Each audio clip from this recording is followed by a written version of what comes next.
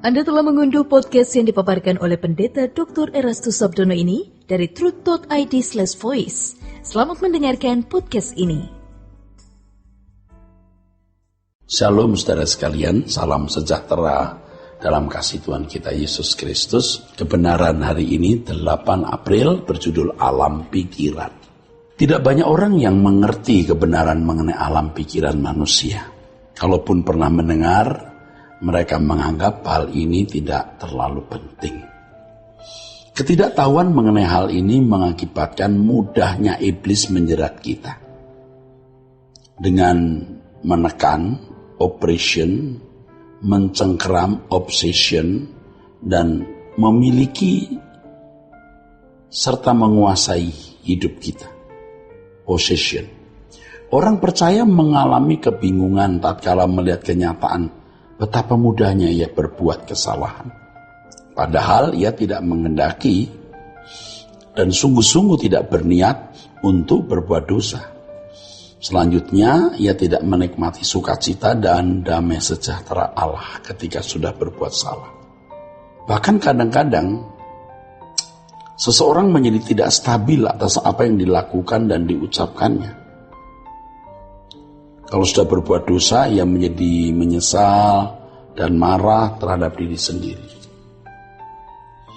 Pikiran adalah medan yang sering digunakan iblis untuk mendaratkan ide yang dapat menjerat seseorang mengikuti kemauannya. Iblis memandang pikiran merupakan pangkalan yang empuk, di mana ia dapat menguasai hidup seseorang. Dalam Kisah Rasul pasal 8, di sana dikisahkan mengenai Simon tukang sihir, mencoba hendak memberi karunia dengan uang. Petrus mengatakan kepadanya bahwa hatinya seperti empedu yang pahit dan telah terjerat dalam kejahatan. Kalau pikiran seseorang telah dikuasai oleh iblis, ia menjadi gelap, saudara. Seperti Yudas yang mengkhianati Yesus. Itulah sebabnya iblis berusaha dengan segala cara untuk dapat mengisi pikiran orang dengan berbagai filosofi yang bertentangan dengan firman Tuhan, saudara. Di dalam pikiran inilah, saudara, sebenarnya berkecamuk peperangan yang tiada kunjung berhenti sampai seseorang menutup mata. Tuhan Yesus sendiri juga menghadapi godaan ini selama hidup di dalam dunia. Hanya saja Yesus tidak berbuat dosa.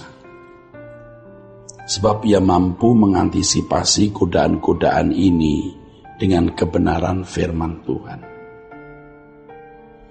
Untuk ini Rasul Paulus menunjukkan dengan jelas dalam 2 Korintus 10 mengenai bagaimana pikiran menjadi medan peperangan.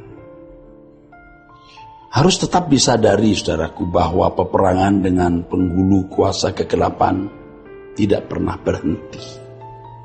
Orang percaya harus aktif merobohkan tembok-tembok yang dibangun iblis dalam pikiran kita. Pikiran orang percaya harus aktif.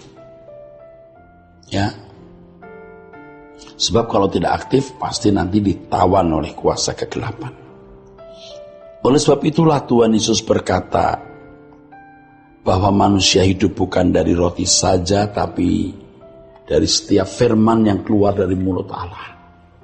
Firman mengisi dan memperbaharui pikiran. Sangat tepat Paulus menulis dalam Roma 12 ayat 2 bahwa pikiran harus diperbaharui. Kalau kita melakukan nasihat-nasihat ini, kalau kita melakukan nasihat-nasihat firman Tuhan ini, saudara, berarti kita telah melakukan pertahanan dan sekaligus penyerangan melawan iblis. Kita tidak boleh bersikap bertahan atau defensif, tetapi kita juga harus menyerang, ofensif.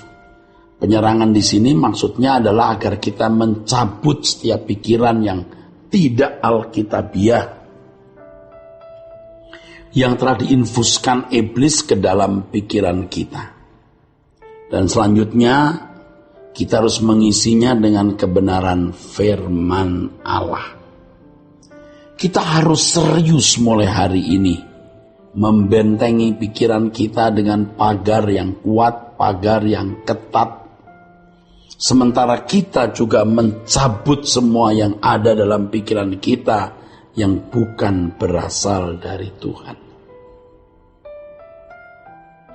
Menjadi pemenang artinya kita bukan saja memenangkan hasrat-hasrat kita yang bertentangan dengan kehendak Allah, melainkan juga mengisi pikiran kita dengan hasrat-hasrat yang sesuai dengan pikiran dan perasaan Allah. Jadi ini penting untuk diperhatikan. Menjadi pemenang artinya kita bukan saja memenangkan hasrat-hasrat kita yang bertentangan dengan kehendak Allah, melainkan juga mengisi pikiran kita dengan hasrat-hasrat yang baru atau cara untuk menghalau segala hasrat yang tidak sesuai dengan kehendak Allah. Itu adalah memasukkan dalam pikiran kita kebenaran-kebenaran Allah dan hasrat-hasrat dari Allah. Inilah yang disebut sebagai prinsip menguasai seluruh kehidupan.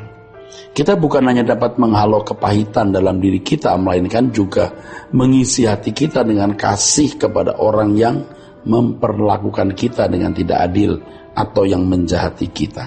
Dengan demikian kita tidak memberi peluang kepada kuasa gelap untuk menguasai kehidupan kita. Ini adalah panggilan yang harus dipenuhi di sepanjang hari hidup kita. Menguasai seluruh kehidupan dikalimatkan Paulus dengan kalimat jangan memberi kesempatan kepada iblis. Iblis berusaha untuk menguasai kehidupan kita. Ya. Dan pikiran menjadi medianya. Selama ini tanpa disadari kita memiliki konsepsi yang salah tentang bagaimana memiliki hidup yang kudus. Kita sering hanya pada posisi menunggu anugerah semata-mata untuk memiliki kekudusan sesuai dengan yang dikehendaki oleh Allah. Padahal anugerah itu telah diberikan kepada kita. Kita tidak boleh hanya menanti dan berharap, bahkan memohon. Tidak cukup itu. Tindakan Allah untuk ini. Jadi kita bukan hanya menanti berharap Allah bertindak. Kita yang proaktif. Allah sudah bergerak dan memberikan karunia-Nya untuk hidup suci. Allah tidak akan bergerak sebelum kita bergerak. Sekarang saatnya kita yang bertindak.